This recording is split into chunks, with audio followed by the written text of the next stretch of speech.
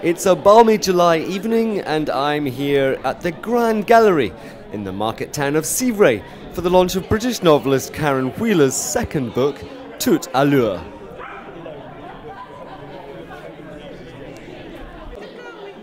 Friends and local expats all turn out to meet the author and get their signed copies of her new book, which has gone straight into the top 20 on Amazon's books on life in France. It's a love story with what you could call a twist in the tale. Karen Wheeler's second novel has a very particular character in it, a little black shaggy character, but I hear none of that would have been possible if it wasn't for you. No, that's right. Biff was my dog to start with. He was supposed to be a replacement for my little dog Charlie that died, and a companion for Milou. But Karen took a shine to him, and Biff took a shine to her, and it has been said that maybe she kidnapped him. Oh, kidnapped them, there's a serious charge. I mean, it is interesting though. I mean, you have this dog, someone else comes along, falls in love with the dog too, and you very, very generously offer that dog to that person, and then they write a novel about it. I mean, how does that make you feel?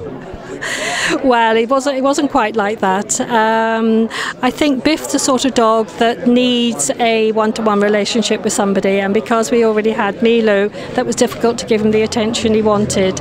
He's a very, very intelligent little fella, and I love him to bits, and the deal was that he comes back to me when Karen goes travelling, so I still feel that I have a very close relationship with him, so I haven't lost him. So you get visiting rights. Oh, yes. And how do you think Biff and Karen's life is portrayed in this book? I mean, this is the second of her books, of course, but this is really mostly about a little black, hairy dog called Biff, isn't it? Well, I haven't actually read the book yet. Yeah, but it'll be interesting to see the way she does portray him. I know that they've got a very close relationship, and Biff seems to be thriving with her because, as I say, he needs a one-to-one relationship, and I think he enjoys a high life. High life indeed, but with hordes of local expats queuing up to buy Toute Allure, I want to know what they're really hoping to get from this summer's hottest read in the Poitou-charentes. I expect that she's going to have written exactly what I've experienced in France myself, and that's what I hope. Well, that's interesting. As I was asking someone earlier, do they think that her writing's an accurate portrayal of life in the Poitou-charentes? So you're hoping it will be? I hope it will be. I hope it will be, because it's not all roses, and there's lots of adventure on the way. Well, expectations for Toute Allure are clearly running high, and the author herself has, well, a rather refreshing take on the adventures she's captured in her latest work. What's been really great is quite a lot of the characters who are in Toute Allure have actually come along this evening, so it's really nice to see them and to actually tell them the names of their alter egos, and to actually say that I hope they're still speaking to me by the time they finish reading it. But most people are just absolutely thrilled to be in it, so people are laughing it off and not minding that that I've shamelessly written about events in their lives.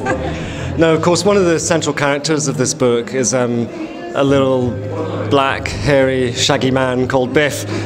What made you decide to make a dog the centerpiece of this second book?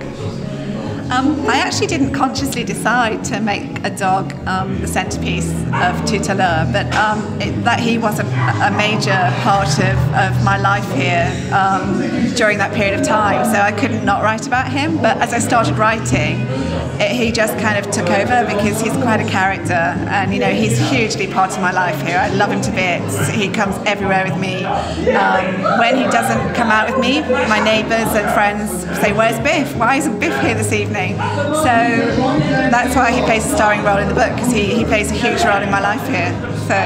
So of course this is the second book, and in the first book it was all about you coming to France. How do you think the second book differs from the first book in terms of how you portray this region that you live in? I think it's still got the same lightness of touch as the first book, even though it covers quite universal themes like love and loss and heartbreak.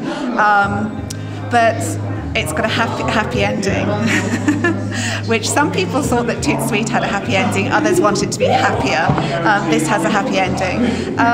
But it's pretty much, it's a continuation of Toot Sweet, so hopefully people won't be disappointed. It's very much in the same vein of writing as Toot Sweet. Everything is dealt with in a light-hearted way, and hopefully it will make people laugh, because when I'm writing, that's what I really want to do, is make people happy and make people giggle, really.